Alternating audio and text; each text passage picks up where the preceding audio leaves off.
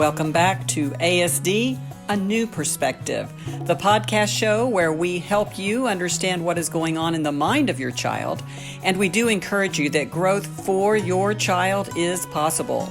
I'm Kat Lee, and in this week's podcast, Dr. Gutstein talks to us about the heart of RDI, your child and well-being.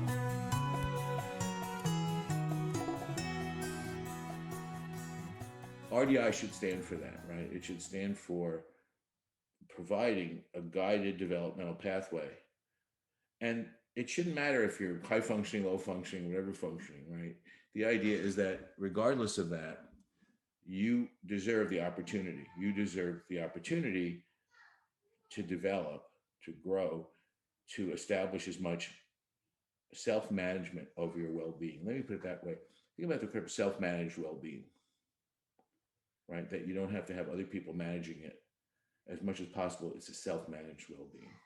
That you can self-manage your well-being in a complex, dynamic world. How's that? Does that work? Okay.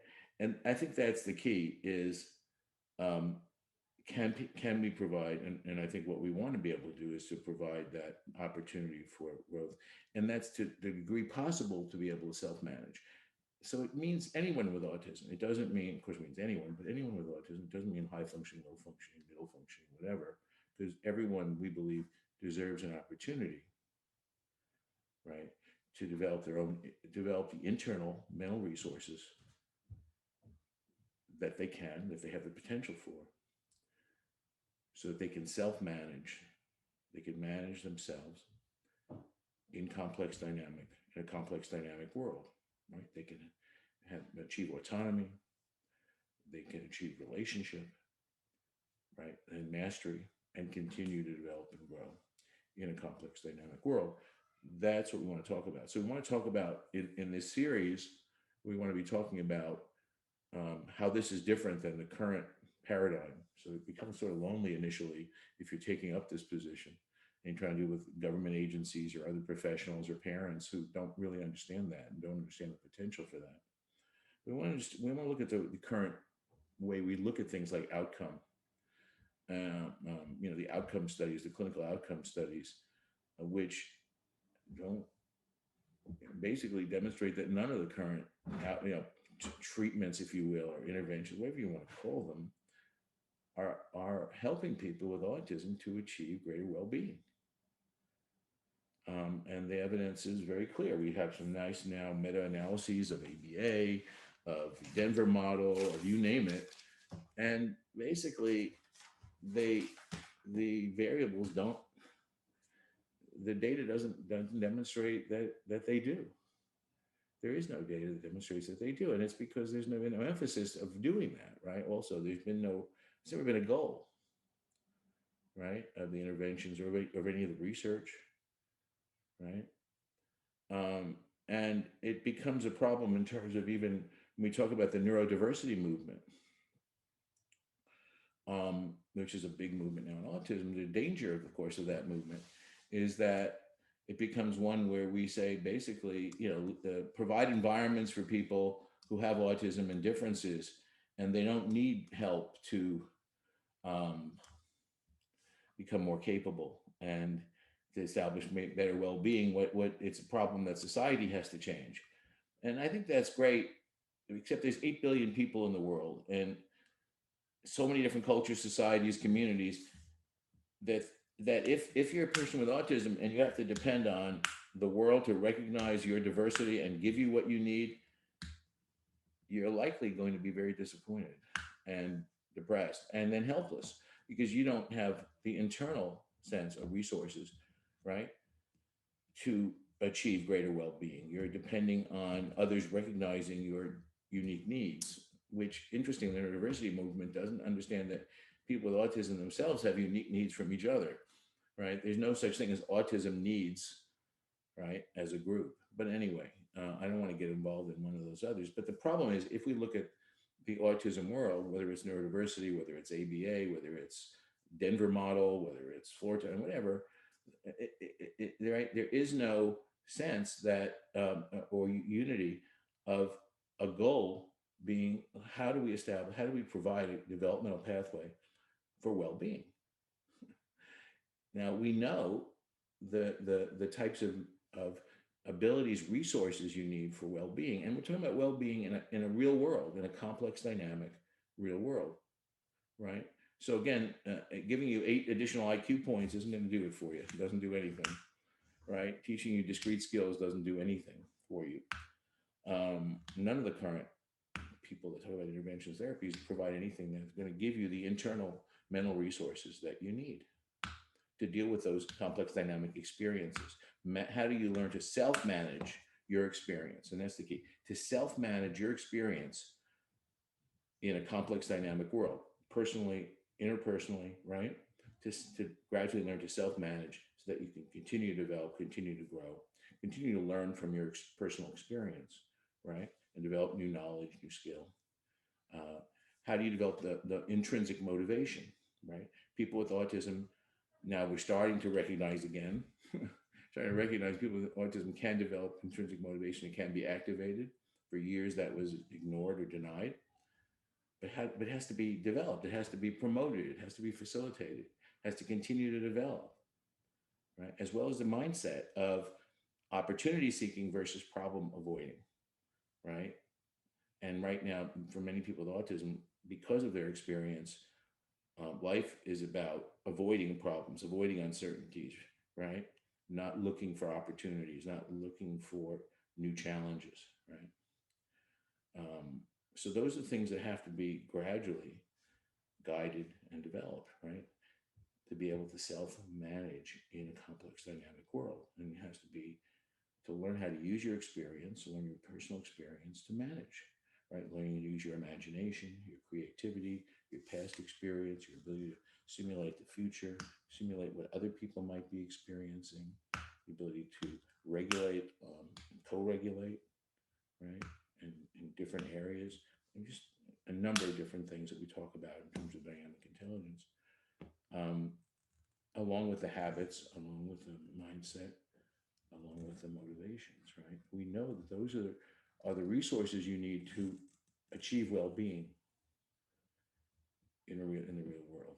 But there's been no emphasis on, first of all, identifying those things, which we have, and then how do we develop those things? None of the current models or interventions, whatever you want to call them, whatever you want to call them, seem to even try to do that, right? They each sort of have their own little definition of what they want to achieve, the outcome based on what they do. It's sort of like a circular issue. My outcome for success is what I'm teaching you. Whether it means anything in the real world, whether there's any external validity in terms of well-being, is irrelevant. It's that here are the factors that I'm going to teach you, so therefore those are my outcome variables. That was where ABA got into their average, IQ points, that they were able to raise IQ points about 7 or 8 points. That became their great outcome and convinced people that was really going to make a difference, except it doesn't make a difference in the world, right? Anyway, so you can come back, Kat. You can come back now. I'm not sharing my screen. And so what we want to do is we want to revolve around those areas and ask other people to participate, ask some of the consultants to participate around these areas. We want to look at some of the, in different topics, we're going to want to look at some of the actual outcome studies that have been done now, meta-analysis of ABA and other things. We want to look at what well-being means in the real world, and what we know about how to provide a pathway for well-being for people. But it is what I want to emphasize is that if you're in the autism community involved, you're going to be very lonely initially if you think this way in most communities in the autism community, because it's not the way that either the parent community or professional community is thinking. There's a lot of self-fulfilling, self-generating misinformation and self-justifying efforts around continuing to do what they're doing, whether that's providing grants for that, funding for that, government paying for that, insurance companies, right, paying for providing services that don't necessarily have anything to do with increasing well-being for people or providing a pathway to develop self-manage well-being. And that's the key to me, is the self-management part, is not depending. Yeah, if there's everybody could use, an ideal environment for them, or an understanding boss, whatever, that provides you with the right niche for you to be most effective and efficient. But you can't depend on that in the world. You can't teach somebody to say, okay, that's going to be the solution for you, because you're going to most of the time be very disappointed and despondent. And and what we see, and interestingly enough, when we survey adults with autism, and they say, well, the survey of suicidal adults, which are unfortunately about 1/3 of all people, all the adults with autism, high functioning adults with autism, are pretty high in suicidality. What they say they need, most of them, is support, the right kind of support. And it sounds great, but to me, that's exactly the problem. It's the question of, I can't do anything myself to move myself out of the situation, to improve my situation. If I don't get the right type of support from the outside, then I can't make a difference in my own life. Then nothing's going to change. Why do we have such a high rate of suicide? Right? If you think about it, it gets very connected to that. Once again, if I feel my life is miserable, my day-to-day life is miserable, and I don't feel like internally myself I have any way to make it better, right? And then I don't achieve wonderful resources from the outside, then what's the point of living, right? So for those people with autism lucky enough to get, those success stories you hear about, and people get great jobs and support, that's great. I'm glad they get them, and hopefully they can keep them, because we don't always know if they're going to keep them. But assuming they do, that's great. But that's not the majority of people. The majority of people are in environments where things are not, their niche is not perfectly designed for them. The world is not designed for them. And if they don't have a way to self-manage themselves in complex, dynamic environments, world, then, and their life isn't going to be good. They're not going to be able to be autonomous. They're not going to be able to get good employment and keep it. They're not going to be able to live independently. They're not going to be able to manage reciprocal relationships, real reciprocal relationships. And what they're going to experience is that the outside world is disappointing them, isn't providing for them, and it doesn't care, is uncaring, which is largely true, and never even considered that they could develop the internal resources to improve their lives, right? That there's a pathway for them to do that. There's a way for them to be able to achieve more management, more self agency in their relationships, in their jobs, in their that they don't have to be stuck.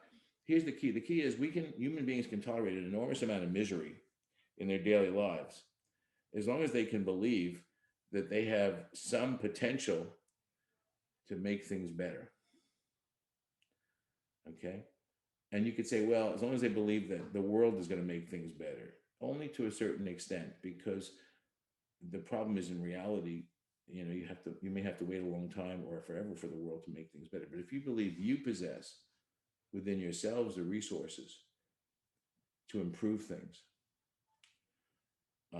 then there's a reason to want to keep living. You can tolerate an enormous amount of misery in your current life, or things not working, or setbacks, or failures, because you have that belief.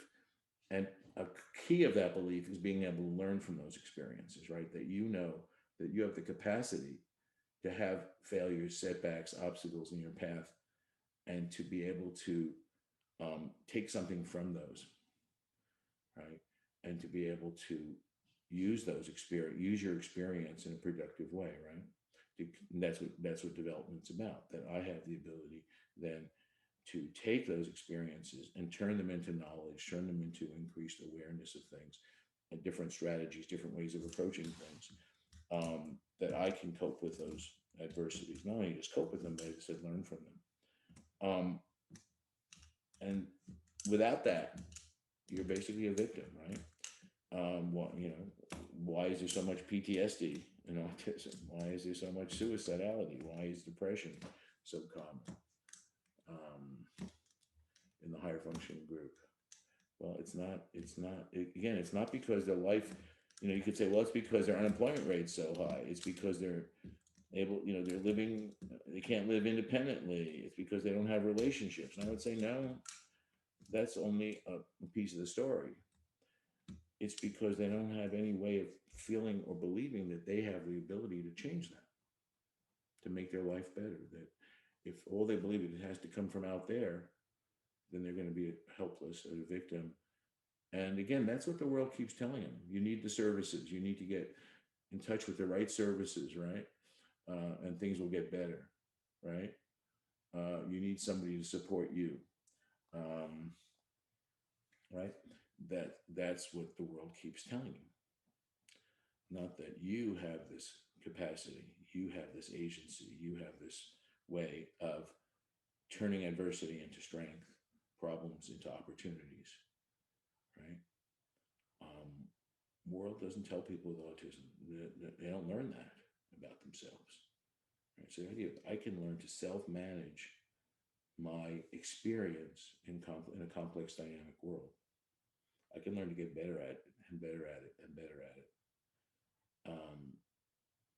it. As I said, if you take that position now, and then by the way, that is what the key of well-being is. So clearly, if things don't ever get better, then then you lose that. So I'm not suggesting that's it. Just that belief is only going to be there.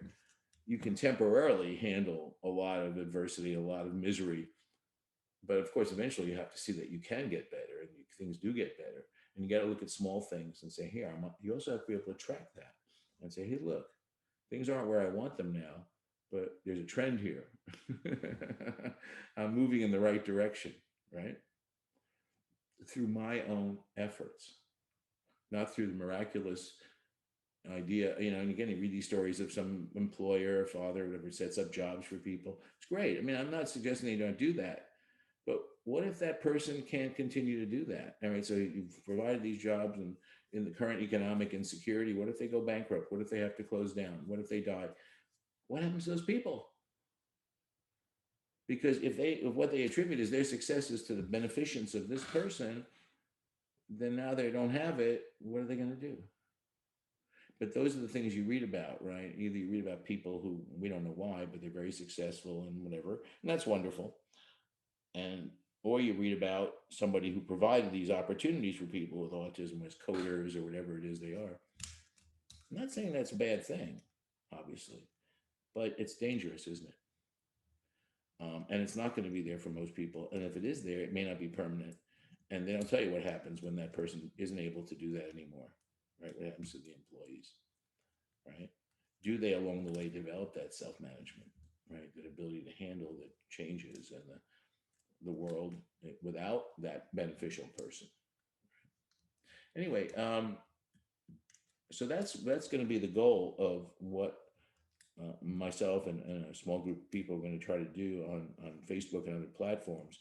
And the idea is to start enlarging this community in the autism world and providing an alternative community that's centered on well-being and growth, and providing a pathway and self-management for growth. And when you think about that, it doesn't matter if you're high functioning or low functioning. People who have more neurological side, co-occurring things, they should have opportunities as well for as much self-management as they're capable of, right? And we don't know that until we provide that opportunity for them and provide the families with the guidance or way of guiding them through. And it's a pathway. What we provide is more than just a little intervention. It's a path, right? A curriculum, if you will, or a developmental pathway to gradually moving, more and more and more towards self-management, self-guiding, if you will, self-management in a complex, dynamic world. And I think that's the key. We're talking about preparing people to live in a real world, complex, dynamic world, and to be self-managing in that world and experiencing well-being. Thanks for joining us for this special edition of ASD, A New Perspective, the podcast show where we help you understand what is going on in the mind of your child. And we do encourage you that growth for your child is possible. I'm Kat Lee. See you next time.